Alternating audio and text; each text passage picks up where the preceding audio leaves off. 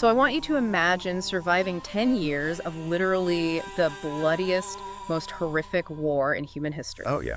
Absolute nightmare. Right. You've watched your friends die in the mud, you've starved, you've killed, and then, finally, the war actually ends. You think you're safe. Exactly. You make this grueling journey across the sea, you walk right into your own palace, and you step into a warm bath just to wash a decade of grime off your body. And then the unthinkable happens. Yeah. Your own wife, along with her lover, literally hacks you to death with an axe in the bathtub. It's the ultimate betrayal. A slaughter in the one place you thought you were finally safe. That is the actual unsanitized reality of classical mythology. That's the fate of Agamemnon, the high king of the Greeks. Right. And yet, for some reason, when we think about these ancient stories today, we treat them like these polite, dusty museum pieces. Oh, absolutely. We put them on pedestals. We do. We give teenagers these sanitized, heavily footnoted paperbacks in high school and say, behold, the dignified foundation of Western storytelling. Yeah, completely removing all the visceral terror. Exactly. The paranoia, the absolute carnage that actually defined this era. Well, we strip away the survival trauma because looking at that trauma directly is, it's incredibly uncomfortable. Right. It's too real. Exactly. The original audience for these stories wasn't sitting in a quiet classroom. They were living in this brutal, unpredictable world. Where a bad harvest could wipe you out. Or a raid from a neighboring island meant death. Right. They understood the stakes on a purely physical level. Which brings us to the mission of our deep dive today. We are taking that pristine marble statue of classical literature and, we're basically taking a sledgehammer to it. I love that framing. Because we know you were curious and we know you're looking for a fresh perspective on a story you probably think you already know. You've definitely never heard it like this before. No way. Today, we are exploring a massive, highly unique stack of source material that completely obliterates that museum piece illusion. It really does. We have our hands on a complete suite of 24 heavy metal, thrash, and doom musical lyric sheets that entirely retell the epic, bloody saga of Homer's Odyssey. And, it might sound like a bizarre mashup at first glance. Ancient Greek poetry and distorted heavy metal guitars. Yeah. But as we synthesize the narrative arc across these 24 tracks, the sheer brilliance of this project becomes so obvious. It's not just a gimmick. Not at all. We're going to analyze how the highly specific musical directions written right into these texts act as a psychological mirror. Like the mechanical shifts from agonizing, slow doom metal riffs to frantic, hyper-aggressive thrash tempos. Exactly. The music does what the ancient Greek meter used to do. Yeah. It forces you to feel the fractured, traumatized states of these characters. Okay, let's unpack this, because the brilliance of this source material is that it refuses to start with the hero. Yeah, that's a huge point. We don't open with Odysseus doing something glorious. We open with the absolute chaos his 20-year absence has caused. Imagine being a kid growing up in a mansion, but your dad disappeared before you could walk. And now this violent gang of opportunistic predators has just moved into your house. Yes, and they refuse to leave. So the first track, which is titled Council of Fates, establishes this cosmic and grounded tension perfectly. How does it set that up musically? Well, the musical direction calls for a clean electric guitar, steeped in this heavy echoing chorus effect. Yeah. It's playing minor key arpeggios that have a very dark, almost Eastern scale inflection. And underneath that, a bass guitar is just rumbling, completely saturated in fuzz. So it creates this vast, echoing space. Exactly. And the very first voices we hear are up on Mount Olympus, where the text says the clouds turn to bone. Oh, that's such a striking visual. So Athena, the gray-eyed daughter, is pleading with Zeus. Right. And the vocal delivery here is directed to be incredibly restrained at first. Like a low, ominous croon. What did the lyrics say there? They read, 10 years of silence, 10 years of pain. She begs the thunderer to break the chain. Because Odysseus has been trapped on an island for 10 years after the 10-year war, so a full 20 years gone. But then that restraint just completely shatters. Yeah, the text dictates a massive structural shift right there. The guitars snap into these sharp, staccato, palm-muted chugs. For those who might not play guitar, what does palm muting actually do? So palm muting is when the guitarist rests the side of their picking hand across the strings near the bridge. It kills the sustain, turning the guitar into a percussive instrument. Oh, I see. It creates a really tight, aggressive chug sound. The text describes this rhythmic energy as nervous, like a heart palpitating. That makes so much sense. And the vocals switch to this rapid-fire rhythmic delivery, almost like a panicked child demanding attention. Right, like, let him go, daddy, say it is so. Yes. And when Zeus finally nods his assent, the sky cracks open. We get this massive, guttural death metal roar. There is no turning back. And that drop is the catalyst for the entire epic. We instantly plunge from the slow, deliberate timescale of immortal gods directly into the frantic, panicked reality of the mortals down on Earth. It's like 0 to 60 in a second. Exactly. The drums immediately lock into a thrash beat. It's an incredibly fast, aggressive snare pattern mixed with a down-picking gallop on the guitars. It's literally the sound of adrenaline. We are transported straight into the halls of Ithaca. And what we find in those halls completely reframes the traditional hero's journey narrative. Completely. I mean, I look at these first few sources and I don't see a fairy tale at all. What do you see? I see a mafia succession crisis. The Don went away on a job 20 years ago. He is presumed dead. Right. And now, over 100 rival capos have parked themselves in his estate. Oh, that's a perfect analogy. They're drinking his legendary wine cellars dry, slaughtering his premium cattle for their daily feasts, harassing his wife Penelope, and basically daring his teenage son to do something about it.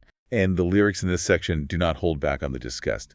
They scream, "The parasites eat, the parasites sing, devouring the cattle, drinking the wine, waiting for the queen to cross the line." Parasites! That's such a loaded word. Well, they aren't just annoying house guests. They are an existential threat. In the ancient world, your wealth was your livestock and your source.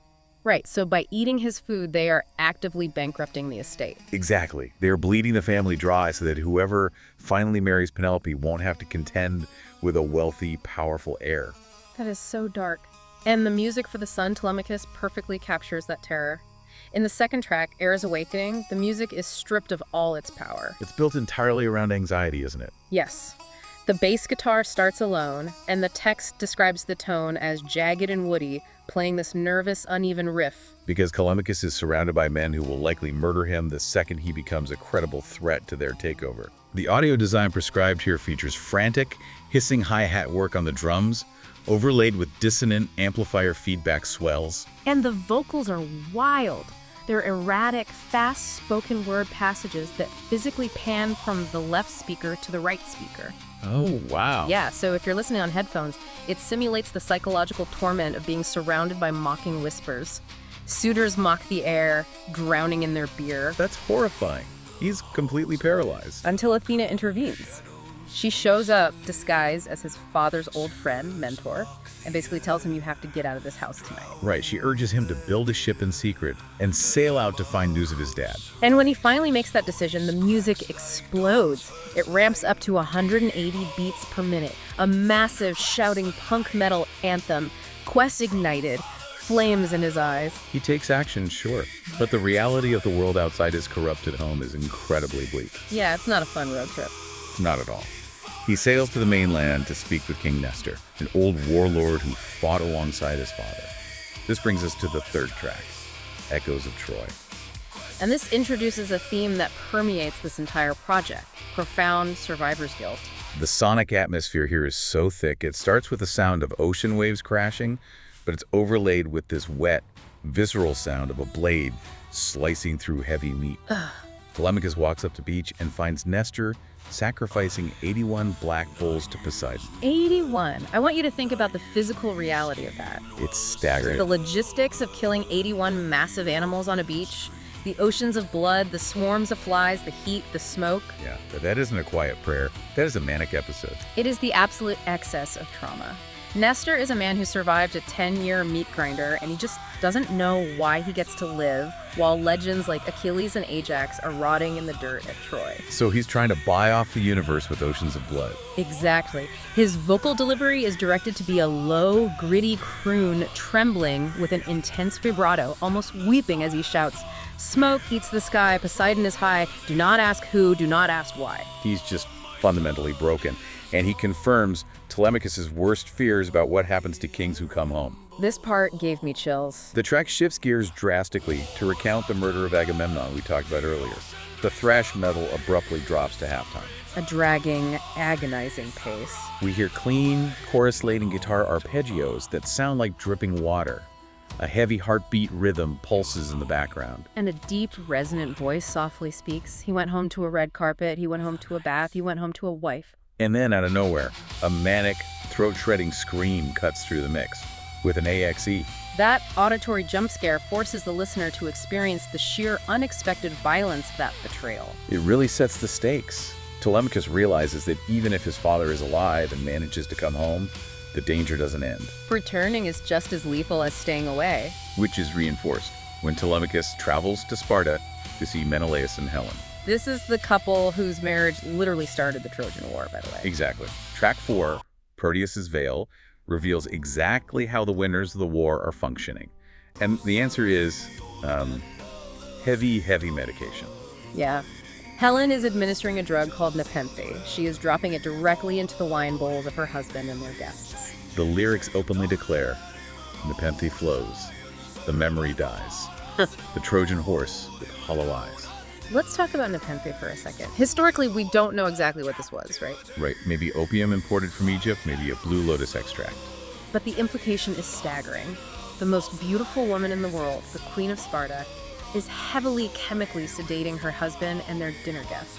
Just so they can get through a meal without collapsing into PTSD-induced panic attacks about the people they slaughtered inside the Trojan horse. That is just bleak. And the musical arrangement brilliantly undercuts the illusion of their royal victory. The guitars are instructed to play sharp, jagged staccato chords strictly on the offbeats. What does that do emotionally? Well, in music theory, emphasizing the offbeat like that syncopation can create a feeling of forced artificial cheerfulness. Like a fake smile. Exactly. It sounds like a manic plastic smile hiding deep psychological agony. But through the chemical haze, Menelaus manages to give Telemachus one crucial piece of intelligence. He tells a story about wrestling the old man of the sea, Proteus, a shape-shifting sea god. And the musical directions here are wild.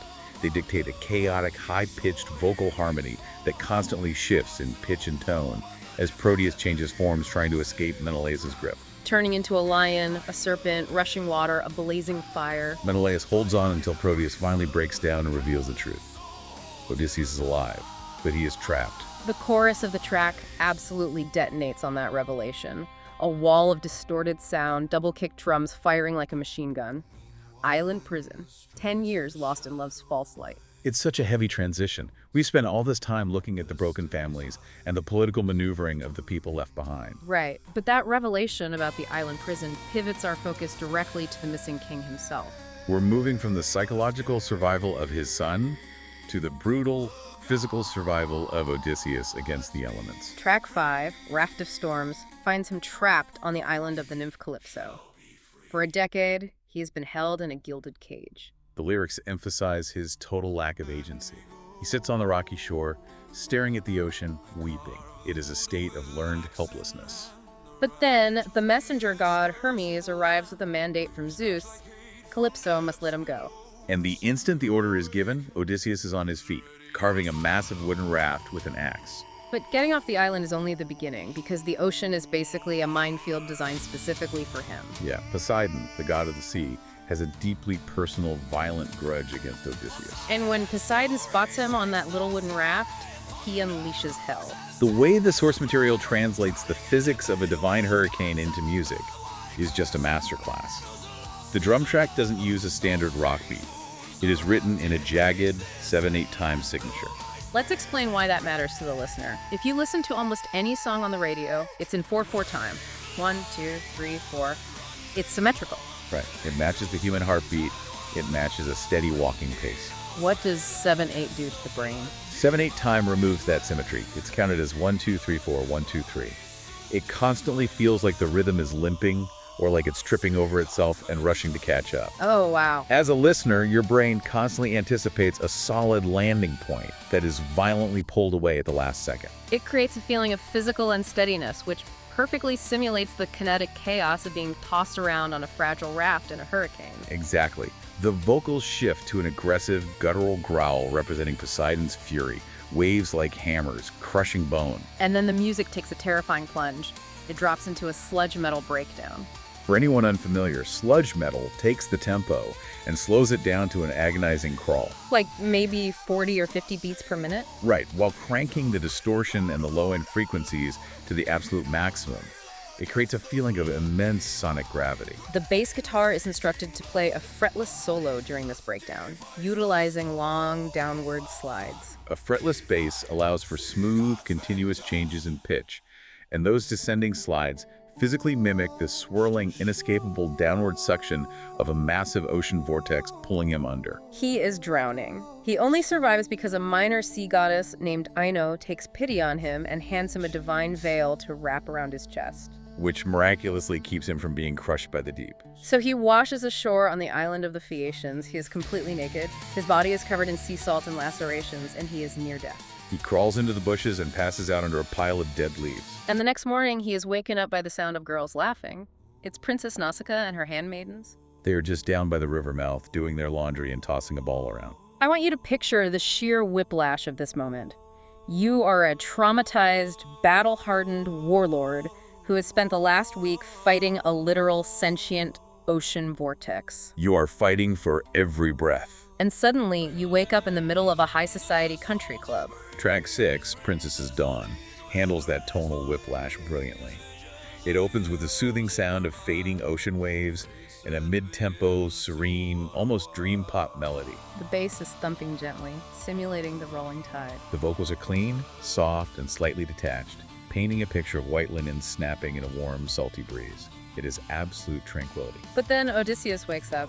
The text calls him the wild card entering the scene. The tempo immediately ramps up. The guitars switch to a tight, palm-muted chug, and the vocals switch to a desperate, raspy scream as this naked, scarred, terrifying stranger bursts out of the bushes. The handmaidens scatter in terror, but Nausicaa stands her ground. Athena intervenes again, casting a veil of glory over him so he looks less like a swamp monster and more like a ruined king. Nausicaa recognizes his nobility and leads him back to the golden halls of her parents, King Alcinous and Queen Arete. The text describes their kingdom as an absolute utopia. They have orchards that bear fruit year-round, endless rivers of wine, and a society built entirely around feasting, music, and peace. They have never known the horrors of war. Which sounds great, right? A perfect place to recover. But look at how the music responds to this paradise in track 7, Golden Halls. It refuses to stay peaceful. Exactly. The track builds this suffocating tension. Heavy, dropped D guitar riffs start creeping in, backed by aggressive double-kick drum rolls. The chorus is an explosive blast of full band fury, screaming the words, Phaeacian splendor. Now, why would the music turn so aggressive and heavy in a place of perfect peace? Because for a soldier suffering from profound PTSD, sudden, unexplained safety is terrifying. His nervous system is still calibrated for a war zone. The silence of this utopia is deafening to him. Right. He is waiting for the ambush. The music is aggressive because, to Odysseus, those golden halls feel like a velvet cage. He is suffocating under their hospitality. He refuses to tell him his name. He just sits there, veiled in mist, drinking their wine. But then we hit track 8, Arena of Legends. The Phaeacians decide to hold athletic games: wrestling, foot races, discus throwing. A couple of the younger, arrogant Phaeacian nobles notice Odysseus just sitting there, and they start mocking him. They imply he's probably just some greedy merchant, not a real athlete or a warrior. They push the exact wrong button. They challenge his pride. He snaps. The lyrics describe him grabbing a massive stone discus wand, much heavier than the locals were using, and he throws it with such violent force that the text says he launches it beyond the mortal light. The music ramps up into this heavy, galloping, Iron Maiden-style rhythm. He humiliates them. He proves his physical dominance, but he still keeps his identity a secret. He manages to keep the mask on until the evening feast. The Phaeacians bring in their resident entertainer, a blind bard named Telemachus, to play the lyre and sing for the guests. And out of all the stories in the world, what does the bard choose to sing about? It's so tragic. He sings a brand new, incredibly popular ballad about the Trojan War. He sings about the cunning Greek strategy of the wooden horse and the blood that flowed when the city fell. He sings about the very trauma Odysseus has spent a decade trying to outrun. The lyrics paint such a devastating picture. Tears well up in the stranger's eyes. The music drops to a slower, agonizing halftime feel. The vocals become clean, but they are absolutely drenched in reverb, sounding distant and hollow. The bard is singing a heroic song about Odysseus' own tactical genius. But all Odysseus hears are the screams of the people he slaughtered and the friends he lost. The burden of the memory physically breaks him. He pulls his cloak over his head and starts sobbing at the dinner table. The king notices his distress, stops the music, and demands to know who this stranger is and why the Song of Troy breaks his heart. Odysseus realizes he can't hide anymore. He drops the cloak. He finally confesses his identity. He tells them he is Odysseus, the sacker of cities. The track erupts. Identity revealed. The full band blasts back in with overwhelming force. Odysseus rises, fury in his veins. And this revelation pulls the pin on the entire narrative structure. Because now that these peaceful people know they have a living legend sitting at their dinner table, they demand to know how he ended up washing onto their beach with no treasure, no ships, and no crew. But all that safety in Phoenicia was a trigger. When the bard plays that lyre, the velvet cage breaks. Right. Odysseus is forced to drag this polite society down into the mud of his own memories. This initiates a massive flashback sequence that covers his most infamous adventures. We transition from his present safety into the terrifying catalog of his past mistakes. Track 9, Cyclops, wastes no time diving into the nightmare. The flashback opens on the island of the Lotus Eaters. The musical arrangement here is incredibly unsettling. A single guitar plucks a dissonant, heavily echoed melody. The vocals drop to a sinister whisper, describing the lotus flower as petals on the tongue, a velvet-colored lie. The lotus is a narcotic that induces total apathy.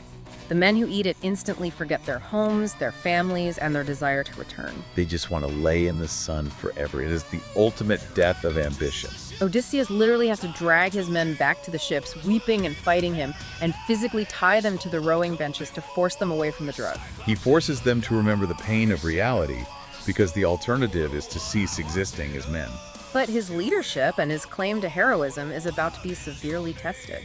They land on the island of the Cyclops looking for supplies. They wander into a cave full of giant cheeses and sheep, and they decide to wait for the owner to see if he'll give them a hospitality gift. Big mistake. The owner is Polyphemus, a massive, brutal giant. He rolls a boulder over the door, trapping them. And then grabs two of Odysseus's men, smashes their heads against the floor like puppies, and eats them raw. The sheer physical terror of being trapped in a dark cave with a monster that views you as literal snack food is perfectly captured in the chaotic, grinding instrumentation. The bass is heavily distorted, mimicking the crunching of bone. Odysseus knows he can't just kill the giant while he sleeps, because they aren't strong enough to move the boulder blocking the door. So he devises one of the most famous tactical tricks in history. He gets Polyphemus blackout drunk on undiluted vintage wine. While the giant is passed out, Odysseus and his men heat a massive olive wood stake in the fire and drive it directly into the giant's single eye, blinding him. And crucially, when the giant had asked for his name earlier, Odysseus said his name was Nobody. Which is a brilliant linguistic trap.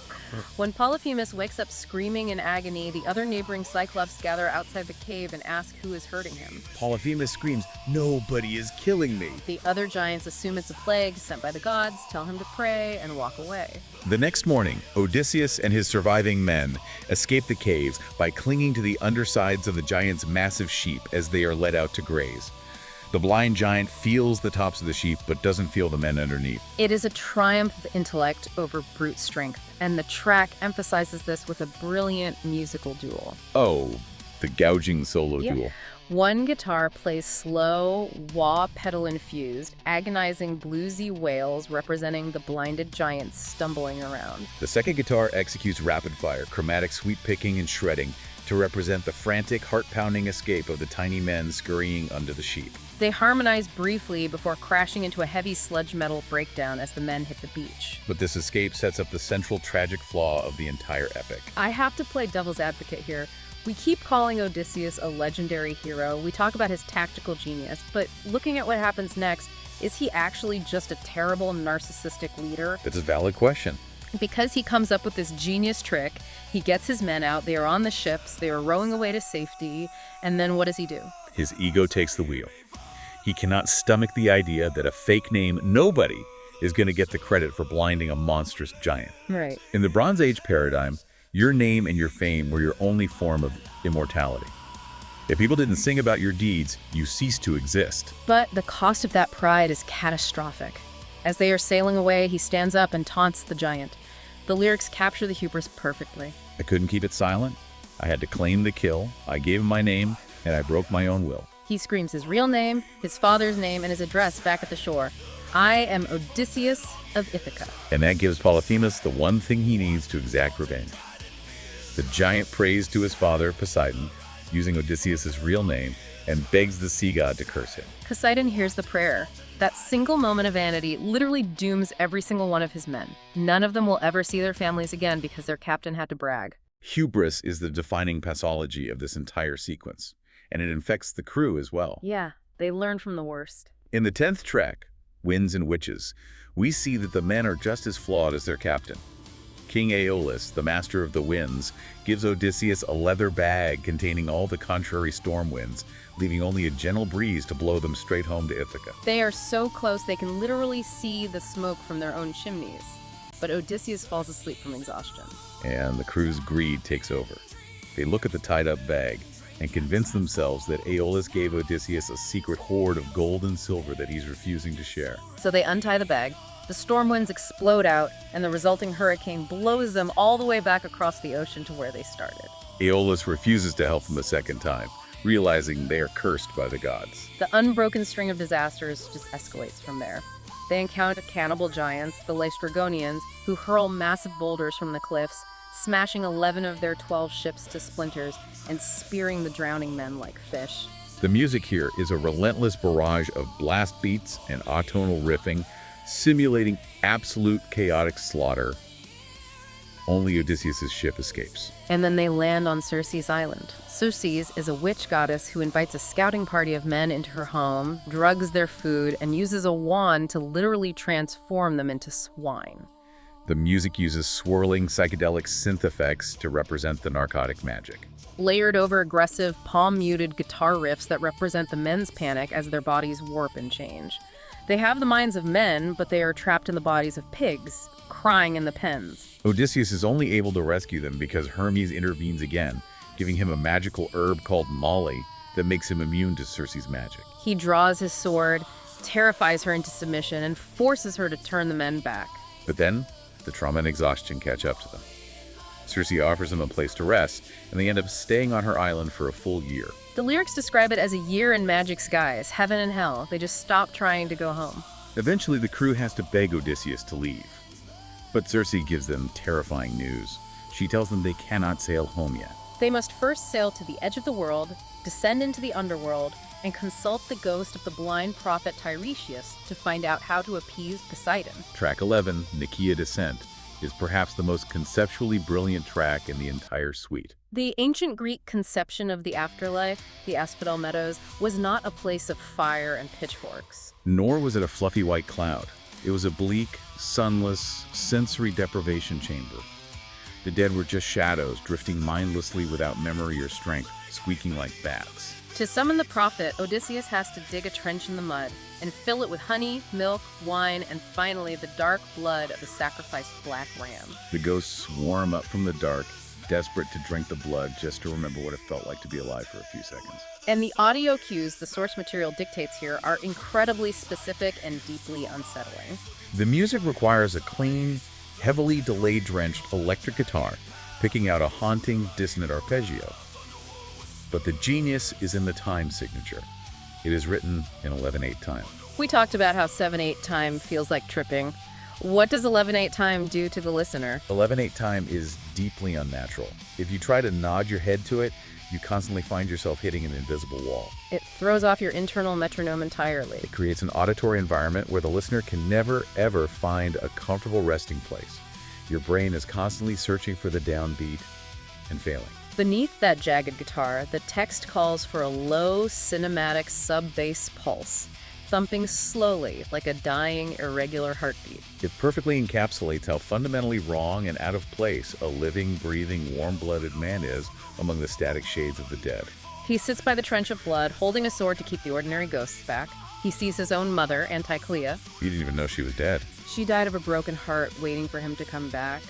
He tries to hug her 3 times, and 3 times his arms just pass through her shadowy form. It is devastating. And then he meets Achilles. This is a massive paradigm shift for the Greek heroic ideal. Because Achilles was the ultimate warrior. He was the man who was offered a choice by the gods: live a long, peaceful, forgotten life, or die young in glorious battle and have your name remembered forever. He chose the glory. He was the poster child for Bronze Age hubris. Right. But when Odysseus finds him in the dirt of the underworld, Achilles delivers a line that completely guts the whole heroic ideology. The lyrics scream his realization: "I'd rather be a slave to a nameless man than king of the dead where the sun is banned." He realizes that glory means absolutely nothing when you are dead. The music responds to this horrific realization by speeding up into a manic thrash metal gallop. A suffocating wall of sound hits as the sheer existential dread of the afterlife fully sets in. The dead prophet Tiresias finally drinks the blood and reveals the jagged path forward. He warns Odysseus of the trials to come, which leads directly into track 12, Peril's Gauntlet. This track is a rapid-fire sequence of survival horror. They leave the underworld and immediately have to sail past the sirens. Creatures whose song is so beautiful it forces sailors to throw themselves into the sea and drown. Odysseus plugs his men's ears with beeswax so they can row safely. But he wants to hear the song. So he orders his men to tie him to the ship's mast with heavy ropes. The music builds this hypnotic, swirling thrall, with clean vocal harmonies whispering ancient warnings and impossible promises. While Odysseus screams and thrashes against the ropes, begging his deaf crew to untie him. But escaping the sirens just puts them dead center in the most famous nautical trap in mythology. They have to navigate a narrow strait between 2 monsters. Scylla, a 6-headed abomination living in a cliff face. And Charybdis, a massive whirlpool that swallows the ocean whole. The guitars shift to aggressive, palm-muted riffs, and the double kick drums accelerate, simulating the frantic, terrified rowing of the men. Odysseus has to make a horrific tactical choice. If he sails near the whirlpool, he loses the entire ship. If he sails near the cliff, Scylla will eat some of his men. He chooses the cliff. He doesn't tell his men what's going to happen. As they row past, all 6 of Scylla's heads shoot down from the rocks and snatch up 6 of his best rowers. The lyrics are brutal. Screams echo as we flee the monster's maw.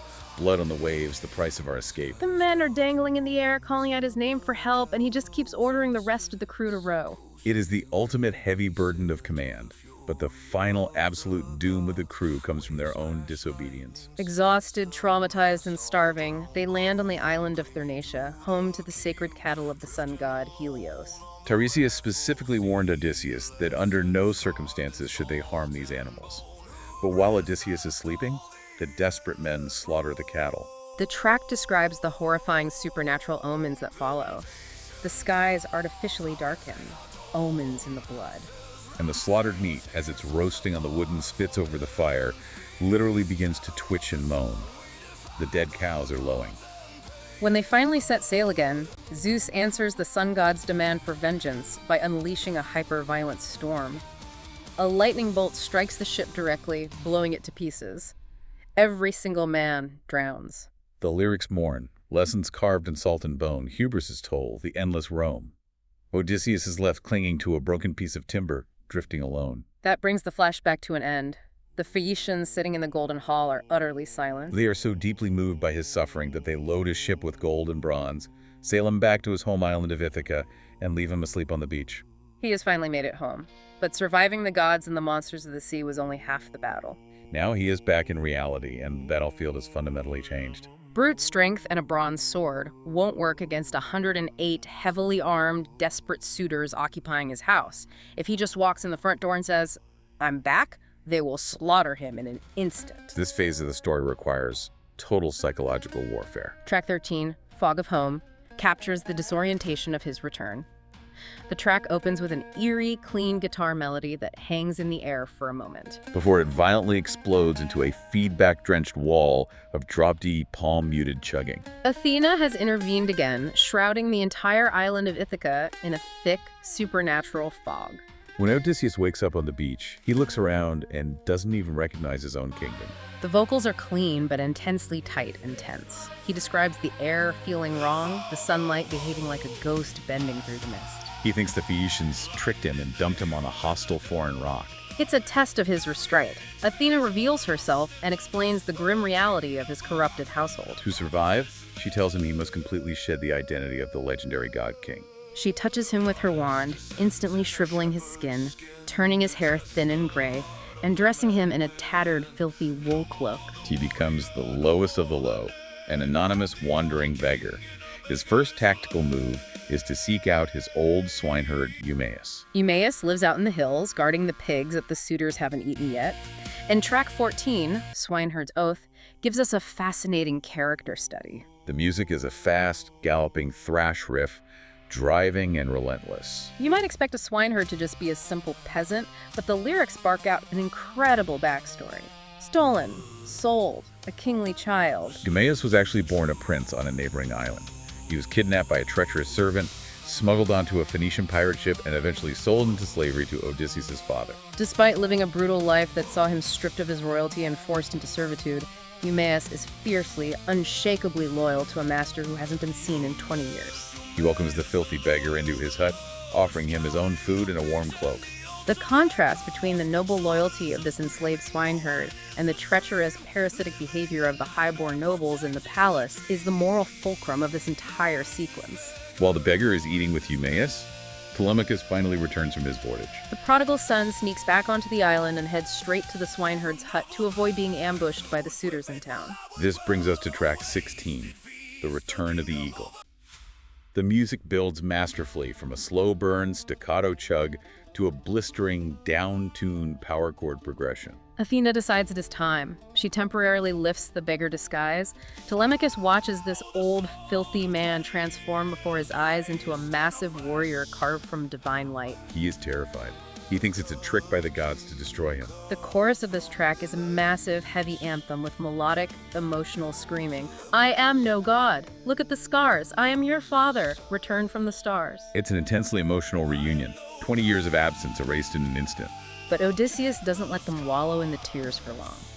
He immediately pivots to cold, hard strategy. He asks his son how many men are in the house. Telemachus counts them up. 108 marauders. Against 2 men and a swineherd, Odysseus gives his son a chillingly practical, quiet order. Hide the steel. Hide the shields. They formulate a plan to systematically remove all the spears, swords, and shields from the walls of the Great Hall. So that when the trap is finally sprung, the suitors will have absolutely nothing to fight back with. With the plan in place, Odysseus puts the beggar rags back on, and they walk down to the palace. And this brings us to one of the most poignant, devastating moments in the entire epic. Honestly, it's the track that hit me the hardest, track 17, The Loyal Hound. As they approach the gates of the palace, they walk past a massive pile of dung where the servants throw the refuse. And lying there, abandoned, covered in ticks, and half dead, is Argos. He is a hunting dog that Odysseus bred and trained 20 years ago, right before he left for Troy. The musical pacing here is absolutely brilliant. In the middle of this heavy metal epic, filled with screaming, distortion, and blast beats, the music just stops. It drops down to a stripped-back, acoustic-tinged riff underneath a layer of heavy, brooding distortion. The vocals lose all their aggression. They become clean, intimate, almost cracking with raw emotion. Why does the music slow down for a dog? Because Argos serves as the ultimate proof of Odysseus' identity. Beneath the grime, beneath the magical disguise woven by a goddess, the true king cannot be hidden from the creatures who truly love him. The human servants have betrayed him, but the dog knows his master. Argos is too weak to stand, he is blind. But he smells Odysseus. He wags his tail one last time, drops his ears in submission to his alpha, and quietly dies on the dung heap, finally at peace because his master is home. And the chorus of this track absolutely detonates. It's an explosion of screamed vocals and double-kick drum fury at 180 beats per minute. 20 years in the filth. Argyr's eyes that still recognize. Argos. The dog's death is the spark. It's the moment the cold strategy turns into burning, uncontrollable vengeance. That vengeance starts to bubble up to the surface in track 18, The Beggar's Fury. Odysseus walks into his own great hall, disguised as the beggar, and starts asking the suitors for scraps of bread. They mock him. They throw a footstool at his shoulder. And then another local beggar named Iris, a massive glutton who usually hangs around the kitchen, decides he wants to defend his turf. He challenges the old man to a fist fight. The suitors think this is the funniest thing they've ever seen. They circle up, cheering, and promise a prize of blood pudding to the winner. But they don't realize what they're looking at. Odysseus slowly pulls aside his ragged wool cloak to tie it around his waist. And as he does, he reveals these massive, heavily scarred, iron-like thighs and barrel chest. Eris instantly realizes he has made a catastrophic mistake. He starts trembling, but the suitors physically shove him into the ring. The music here goes full throttle, wide open, aggressive power chords. The vocals scream the chorus, shatter the pride, break the jaw. Odysseus decides he can't kill the man, or he'll blow his cover, but he has to make a point. He hits Iris in the neck with a single, perfectly calculated blow. He hits him so hard he literally shatters the man's jawbone. He drags Iris's bleeding, twitching body outside by the heels and props him up against the courtyard wall like a grotesque scarecrow as a warning. It's a terrifying glimpse of the violence that is boiling just beneath the surface, but his cover is almost blown from the inside before the trap is fully set. In track 19, the Scar, Queen Penelope, who has been treating this disguised stranger with kindness and asking him for news of her husband, orders her old nurse, Euryclea, to wash the beggar's feet as a sign of hospitality. The music here features a mid-tempo, steady, double-kick heartbeat on the drums. It represents the unbearable, rising tension of proximity. The nurse brings a basin of warm water. Now, Odysseus suddenly remembers something and he panics. He shifts his body into the shadows. Because when he was a teenager, visiting his grandfather, he went on a boar hunt. A massive wild boar charged him, and before he could spear it, the boar's tusk ripped a huge, jagged gash into his leg just above the knee. As the old nurse is washing his legs, her hands run over that specific, unmistakable scar. The lyrics scream the realization. The scar. The boar's fury ripped deep in the wild. The music swells with a dissonant chord. Euryclea drops the foot into the basin. The water spills everywhere. She looks up, her eyes wide. She knows exactly who is sitting in front of her. She opens her mouth to cry out in joy to Penelope. But Odysseus moves with terrifying speed. He grabs the older woman by the throat, cutting off her voice. He violently swears her to silence, whispering that if she reveals his identity now, he will kill her alongside the suitors when the time comes. The music drops into this crushing, slow-motion, heavy breakdown. It highlights the brutal reality of his situation. The beggar disguise is the ultimate test of his household's morality, and he cannot let anyone, not even his beloved nurse, not even his wife, ruin the tactical element of surprise. The stage is set. The weapons are hidden. The doors are guarded. And the psychological tension has reached its absolute breaking point. We are now moving from the stealthy infiltration into the explosive, bloody climax that this text has been promising since the very first guitar riff. Track 20, Portents Rising, establishes the atmosphere of a pressure cooker about to detonate. It is the night before the festival of Apollo. Odysseus is trying to sleep on an ox hide in the hallway, listening to the suitors misbehave with the disloyal maidservants. He is grinding his teeth in rage. Out in the courtyard, he hears an exhausted servant woman grinding grain at a millstone. She stops working and prays out loud to Zeus, begging that this be the absolute last day the suitors ever eat in this house. And Zeus answers her with a massive, deafening crack of thunder from a perfectly clear sky. The music mirrors this with crushing drop D power chords and lightning-fast drum blast beats. The portents are aligning. The cosmos is giving the green light for slaughter. The next morning, Penelope makes a fateful decision. She can't delay the marriage any longer. The estate is bleeding out. She goes into the deepest vault of the palace and brings out Odysseus's ancient hunting bow. It is a massive, terrifying weapon made of horn and ivory. She brings it to the Great Hall, along with 12 iron axe heads. She sets the axes up in a row and declares to the suitors, whoever can string this massive bow and shoot a single arrow cleanly through the holes in the 12 axe heads will become her husband. Track 21, String the Bow, captures the arrogant hubris of the suitors perfectly. They look at the bow and think it's just a piece of wood. But a composite bow of horn and sinew requires immense physical strength and specific technique to string. They all try, and they all fail miserably. Some of them try rubbing animal fat on the wood, they try heating it by the roaring fire to make it pliable, but they simply aren't strong enough to bend it. Their pride cracks like brittle bone. Finally, the leader of the suitors decides to postpone the contest until the next day. But then, the beggar in the filthy rags stands up from his corner and asks if he can have a turn to try. The suitors are outraged. They hurl insults at him, terrified that if this filthy old man strings the bow, they will be humiliated forever. But Telemachus steps in, assumes his authority as the prince, and orders the swineherd to hand the bow to the beggar. And I love the analogy the text uses here to describe what happens next. It says, Odysseus examines the bow, checks it for termites, and then effortlessly strings it like a bard who strings his lyre. It is the perfect metaphor. The bow is his instrument, and the bridge of the track creates this stunning atmospheric breakdown to highlight the moment. The heavy, crushing chugs of the guitar drop down to a crawling 70 beats per minute. A distant, clean acoustic guitar melody plucks gently, mimicking the delicate sound of a lyre. The vocals drop to a tight whisper with heavy tape delay echoing out. One pull, the back bends, the string snaps taut. And then the music completely cuts out. Absolute dead silence. Odysseus plucks the bowstring. It sings like a swallow. He picks up an arrow, knocks it, and without even standing up from his stool, he fires. A massive, erupting scream of NOW shatters the silence. The arrow flies flawlessly through all 12 axe heads. And the disguise finally drops. He strips off the filthy rags. He leaps up onto the great threshold of the hall, blocking the only exit. He pours his quiver of arrows out by his feet. The slasher movie has officially begun. It is a brilliant inversion of a horror trope. Exactly. Usually you watch a horror movie and the helpless teenagers are trapped in an isolated house with an unstoppable monster hunting them down. Here, the arrogant, wealthy suitors suddenly realize they are locked in a room with the protagonist. The hero is the slasher. If we look at how the music conveys this horror, the source material's genius truly shines. The text explicitly calls for a slamming, SOA-style throat shred for the vocals.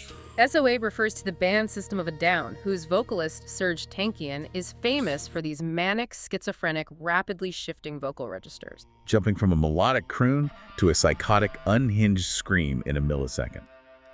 It pairs this vocal style with an arrow whistle, a high-pitched, piercing synthesizer effect that mimics the sound of an arrow cutting through the air. The music weaponizes the soundscape. It takes the delicate acoustic lyre analogy from 30 seconds ago and violently twists it into heavy metal destruction.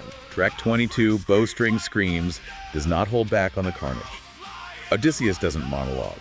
He picks up the second arrow, aims it at Antinous, the cruelest, most arrogant leader of the suitors and fires. Antinous is right in the middle of lifting a beautiful, two-handled golden cup of wine to his lips. He doesn't even see it coming. The lyrics describe the impact. Iron sings through his throat. The hall goes silent.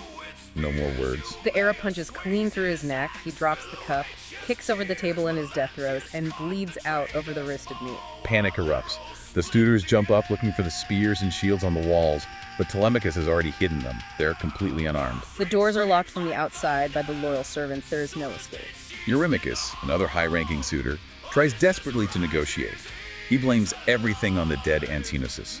He offers to pay Odysseus back for all the food and wine they ate, offering taxes of gold, bronze, and prime land. But Odysseus is way past the point of negotiation. He has spent 20 years clawing his way back to this room. The lyrics roar his response. I offer bronze, no mercy left to spend. He needs the bronze tips of his arrows and spears. The chorus is a full detonation of drop-D guitar power chords, blast beats, and raw, throat-shredding screams. Bowstring screams like thunder. Arrows fly in the grand hall. Telemachus, Eumaeus the swineherd, and the loyal cowherd Philœtius strap on their armor and join the slaughter. It is chaotic, brutal, close-quarters combat. The traitorous goatherd, Melanthius, manages to sneak up to the armory to bring shields to the suitors, but Eumaeus catches him. He ties him up, hoists him to the roof beams, and leaves him to dangle in agony while the battle rages below. It is an absolute bloodbath. No quarter is given to anyone who consumed the king's wealth. The track ends with a crushing, sludgy breakdown, slowing to a heavy halftime stomp as the last of the suitors fall, gasping in the dust. The music fades out beneath a single spoken word command that echoes through the room. The feast is over. Which leaves us staring at a great hall completely choked with bodies, blood, and smoke. The vengeance is complete. But this brings us to a crucial psychological crossroads. Right. The blood has been spilled. The house is quiet. But how does a man who has done nothing but fight, scheme, lie, and kill for 20 solid years just turn off the war machine? How does a blood-soaked warlord put down the vow and go back to being a husband? He can't just flip a switch.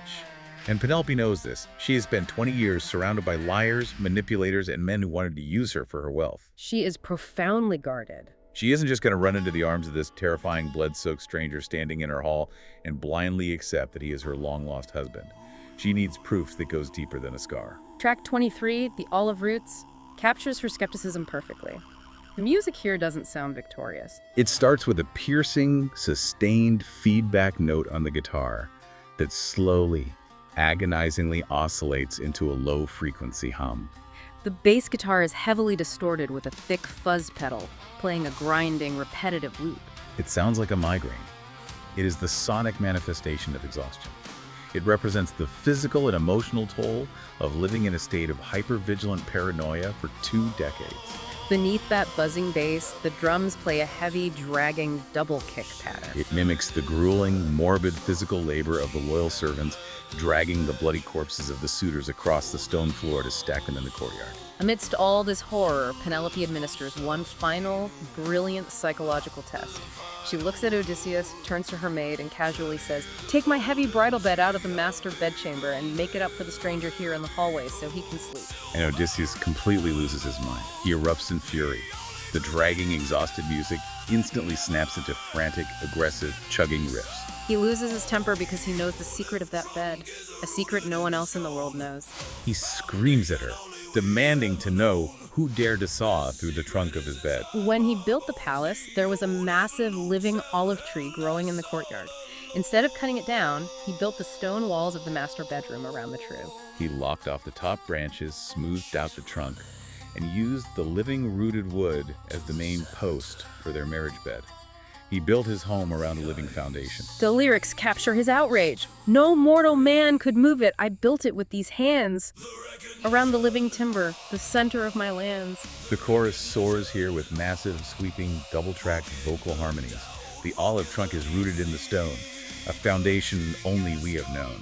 The bridge of the track shifts into a jagged 7/8 sludge riff. But this time, that uneven time signature isn't representing a chaotic ocean storm or a terrifying monster. It represents the ice finally breaking, the emotional dam bursting. Penelope bursts into tears and throws her arms around his neck. She recognizes him, not because of his face or his strength, but because of his mind. The lyrics cry out, the recognition, forgive the doubt. It's a reunion built entirely on shared intellect and an unbreakable, rooted secret. It is a beautiful, cathartic moment, but the reality of the Bronze Age dictates that the story cannot end there. You cannot slaughter 108 nobles from the surrounding islands and expect their families to just accept it. Track 24, The Orchard's Trees, has to tie up the final bloody loose ends. The track opens with a haunting dual narrative. On one hand, the god Hermes is leading the whining, squeaking ghosts of the dead suitors down into the underworld, where they complain to the ghosts of Achilles and Agamemnon about how unfairly they were killed. Meanwhile, up in the world of the living, Odysseus walks out into the countryside to find his aging father, Laertes. The musical direction here calls for the guitarist to use 7-string guitars tuned down to drop G. For the listener, drop key tuning involves loosening the thickest guitar strings so much that it physically flaps against the wood of the fretboard when struck. It creates a frequency so low, so earth-shaking and heavy, that you feel it in your chest more than you hear it. It is ominous. It mimics the deep, resonant grief of an old man whose life has been hollowed out. Laertes is out in the orchard, dressed in filthy rags, digging around the roots of a plant, completely broken by the belief that his son is dead. Odysseus approaches him, tests him for a moment, and then finally reveals himself. He proves his identity by pointing to the specific apple, pear, and fig trees that Laertes gave him as a little boy, naming them one by one. The heavy, dragging drop G riff suddenly explodes with a triumphant double-kick drum fury. "You gave me the orchard's trees. The roots of the father are setting us free." 3 generations, Laertes, Odysseus, and Telemachus, are finally reunited. But the violence is still threatening to boil over and consume them all. Back in the city, the elders of Ithaca, the fathers, brothers, and cousins of the 108 slaughtered suitors, have gathered their armor. They are furious. They form a mob and march out toward the orchard to murder Odysseus and his family. The cycle of blood revenge is literally about to repeat itself. Old Laertes actually throws a spear and kills the leader of the angry mob. It is seconds away from erupting into a full-scale civil war that will destroy the entire island. But then, the gods finally intervene for the last time. Athena, backed by the thunder of Zeus, drops out of the sky right between the 2 armies. She raises her voice and commands them, "Put down the steel, let the land breathe." She terrifies them into dropping their weapons and forces both sides to swear a binding pact of peace. Which leaves us with a deeply ambiguous resolution. It really does. The gods have to literally step in with lightning bolts to force humanity to stop killing each other. I have to ask, does that feel earned to you? Yeah. Or is this text trying to tell us that humanity simply cannot stop its own destructive cycles of revenge without divine intervention? That is the ultimate philosophical tension of the ending. The human characters cannot solve the trauma they have created. And the final musical cues of the source material reflect that lack of resolution perfectly. The piece Forced by Athena does not sound triumphant. There are no soaring major chords. How does the track end? The outro is built around what the text describes as a slow, punishingly heavy riff that symbolizes the uneasy silence of the forced piece. The tempo drags slower and slower, mimicking a heartbeat shutting down. It doesn't fade out gently. The final note is a single, heavily distorted, low-frequency chug that rings out for a few seconds and then drops into sudden, jarring silence. The trauma doesn't magically vanish just because the gods said stop fighting. The anger of the dead suitors' families doesn't disappear. It just finally, uncomfortably goes quiet. Wow, okay. Synthesizing this entire massive journey, we have covered a staggering amount of ground today. We started in a home corrupted by parasites. We rode impossible, jagged storms with sea gods. We descended into the sensory deprivation of the underworld and survived cannibal giants. We watched a king disguise himself as trash, watched a loyal dog die in the dirt, watched jaws shatter, and witnessed an acoustic lyre morph into a weapon of heavy metal destruction. And finally, we found a fragile, forced piece rooted to a living olive tree. And through every single one of those tracks, we've seen how the extremes of human emotion, the suffocating weight of PTSD, the blinding blindness of hubris, the raw agony of grief, and the desperate need for revenge are amplified when you strip away the safety of civilization. It's a completely different way to look at the ancient world. It is. But I want to leave you with one final thought to mull over. We've spent this entire time marveling at how perfectly heavy metal music captures the survival trauma of the Bronze Age collapse. But it leaves you wondering, if heavy metal, with its chaos, its distortion, and its raw power, is the perfect auditory mirror for the specific anxieties and blood-soaked realities of the ancient world, what is the musical equivalent for our modern era? Oh, that's a fascinating question. When people look back at our society in 3,000 years, and they try to understand the unique, suffocating anxieties we face today, digital isolation, constant surveillance, existential dread, what genre of music will they say accurately translated our survival trauma? What will be the soundtrack to the myths of the 21st century? That is going to keep me up at night. I am never going to look at that pristine marble museum statue the same way again, and I'm definitely going to listen to the radio a lot differently from now on. Thank you so much for joining us on this intense exploration. We hope you found some incredible insights in the mud, the blood, and the distortion today. Keep questioning the things you think you know, and keep diving deep into whatever makes you insanely curious. Until next time.